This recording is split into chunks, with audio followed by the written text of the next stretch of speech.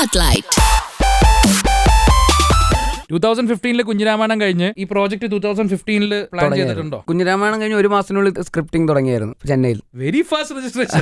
കുറച്ചു നേരം ഇരുന്ന് കഴിഞ്ഞാൽ പിന്നെ നമ്മൾ ചിലപ്പോൾ ഉഴപ്പിപ്പോവും. നമ്മൾ അന്നേരം തോന്നുന്ന അന്നേരത്തെ ഒരു ഇൻസ്റ്റിങ്സിൽ അങ്ങ് നേരെ പരിപാടി അങ്ങ് തുടങ്ങാന്നുള്ളതാണല്ലോ. ചെന്നൈയിൽ നിന്നാണ് തുടങ്ങിയത്. ചെന്നൈയിലായിരുന്നു. രാകേഷ് ഏട്ടൻ പോയോ? കോടമ്പാകത്ത് പോയില്ല.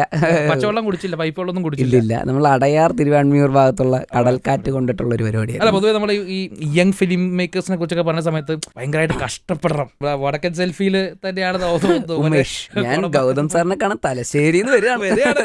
സത്യം പറയണെങ്കിൽ Basil you are actually very lucky. I won't call it a cake walk, ഞാൻ പറയില്ല. പക്ഷെ എന്നാലും എന്തോ വായം കൊണ്ട് എനിക്ക് അധികം സ്ട്രഗിൾ ചെയ്യേണ്ടി വന്നില്ല എന്ന് തോന്നിയിട്ടുണ്ട്. കാരണം ഞാൻ സിനിമയിൽ എത്തിക്കഴിഞ്ഞിട്ടാണ് ഈ സിനിമയിലുള്ള ശരിക്കുള്ള ഒരു മുഖം ഞാൻ കാണുന്നത്. ഇൻഫോസിൽ ഞാൻ ജോലി ചെയ്യുന്നുണ്ടായിരുന്നു, തിരുവനന്തപുരത്ത് ടെക്നോ പാർക്ക് എന്ന് പറഞ്ഞ കമ്പനി. അപ്പൊ അവിടെ ഞാൻ ജോലി ചെയ്യുന്ന സമയത്ത് ചെയ്യാനുള്ള ആഗ്രഹമുള്ള കാര്യം ചെയ്യണമെങ്കിൽ അതിനൊക്കെ എന്തെങ്കിലും ചെയ്തേ പറ്റുള്ളൂ. അല്ലാതെ നമ്മൾ വെറുതെ അവിടെ ഇരുന്നിട്ട് എനിക്ക് സ്വപ്നം കണ്ടുകൊണ്ടിരുന്നിട്ട് കാര്യമില്ല.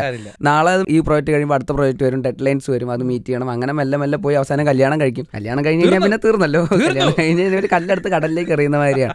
പിന്നെ ഒരു 10 വർഷം കഴിഞ്ഞിട്ട് ഞാൻ ഇവിടെ ഒരു കുട്ടീനെയൊക്കെ കളിപ്പിച്ചുകൊണ്ടിരിക്കുന്ന സമയത്ത് അന്ന് എന്തെങ്കിലുമൊക്കെ ചെയ്തിരുന്നെങ്കിൽ ഞാൻ എന്തെങ്കിലുമൊക്കെ ആവായിരുന്നു എന്ന് ഓർത്ത് ദുഃഖിച്ചിട്ട് കാര്യമില്ല. ചിലപ്പോൾ നമ്മളത് ചെയ്യണം എന്ന് പറയുമ്പോൾ ചുറ്റുമുള്ള ആൾക്കാർ ചിലപ്പോൾ മണ്ടത്തിലാന്ന് വിചാരിക്കും. കാരണം നമുക്ക് സിനിമയായിട്ട് യാതൊരു ബന്ധവുമില്ല, സിനിമയിലുള്ള ആൾക്കാരെ കണ്ടിട്ടില്ല. വയനാട് എന്ന് പറഞ്ഞ സ്ഥലത്തു നിന്നാണ് ഞാൻ വരുന്നത്. വയനാട് സിനിമ ഷൂട്ടിംഗ് തന്നെ നടക്കാറില്ല, സിനിമാക്കാരില്ല. അബു സലീം മാത്രമാണ് ഞങ്ങൾക്ക് കേട്ടിട്ടുള്ള ഒരു സിനിമാക്കാരൻ. സണ്ണിവേനൊക്കെ ഇപ്പൊ വന്നല്ലേ.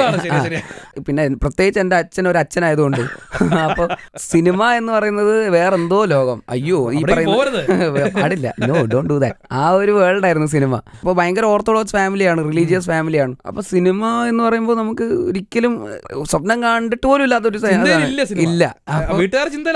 ഇല്ല. അപ്പൊ ഇത് എന്തെങ്കിലുമൊക്കെ ചെയ്ത് നോക്കാം. അങ്ങനെയാണ് ഷോർട്ട് ഫിലിം എടുക്കുന്നത്. അപ്പൊ അന്ന് ആ ഒരു സമയത്ത് അങ്ങനത്തെ ഷോർട്ട് ഫിലിംസ് ഇല്ലാത്തതുകൊണ്ട് ആൾക്കാർ ശ്രദ്ധിച്ച ഇവരുടെ കൂട്ടത്തിൽ കണ്ടത് അജു വർഗീസ് മാത്രമാണ്.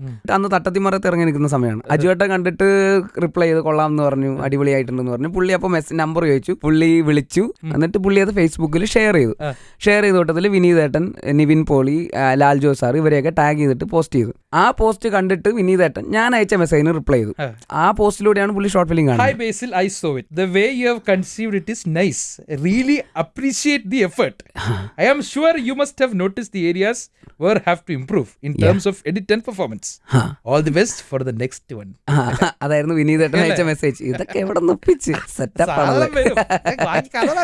അപ്പൊ അങ്ങനെ വിനീതേട്ടൻ ഇങ്ങനെ ഒരു മെസ്സേജ് അയച്ചു എനിക്ക് ഫേസ്ബുക്കിൽ. അമ്പോ, ഇത് ഭയങ്കര സംഭവമായി. അപ്പോ എല്ലാരും ഭയങ്കര അതെ. അപ്പൊ അങ്ങനെ അപ്പൊ അടുത്ത ലെവൽ എന്ന് പറയുന്നത് വിനീതേട്ടൻ. അപ്പൊ ഞാൻ മെസ്സേജ് അയച്ചു, വിനീതേട്ടൻ അസിസ്റ്റന്റ് ആക്കാമോ എന്ന് ചോദിച്ചു. അപ്പൊ വിനീതേട്ടൻ പറഞ്ഞു, ഞാൻ കുറെ പേര് ഇങ്ങനെ ചോദിച്ചിട്ടുണ്ട്, ഇപ്പൊ തൽക്കാലം ഇപ്പൊ ഞാൻ തട്ടത്തിമറത്ത് കഴിഞ്ഞിട്ടിരിക്കുന്ന സമയമാണ്, അതുകൊണ്ട് ഇപ്പൊ തൽക്കാലം ഒന്നും ഇല്ല എന്ന് പറഞ്ഞു. ശരി എന്ന് പറഞ്ഞ് ഞാൻ തിരിച്ച് വീണ്ടും കണ്ടിന്യൂ ചെയ്തു. അതിന്റെ ഇടയ്ക്ക് അജുവേട്ടൻ വെച്ചിട്ട് തുണ്ടുപടം എന്ന് പറഞ്ഞൊരു ഷോർട്ട് ഫിലിം ചെയ്തു. അങ്ങനെ അത് കഴിഞ്ഞ് അപ്പൊ അതിന്റെ ഇടയ്ക്ക് ഒരു 8 മാസം കഴിഞ്ഞപ്പോൾ വിനീതേട്ടൻ ഇങ്ങോട്ട് ഒരു മെസ്സേജ് അയച്ചു, are you still interested in assisting me എന്ന് ചോദിച്ചു. Oh my god. അതെ.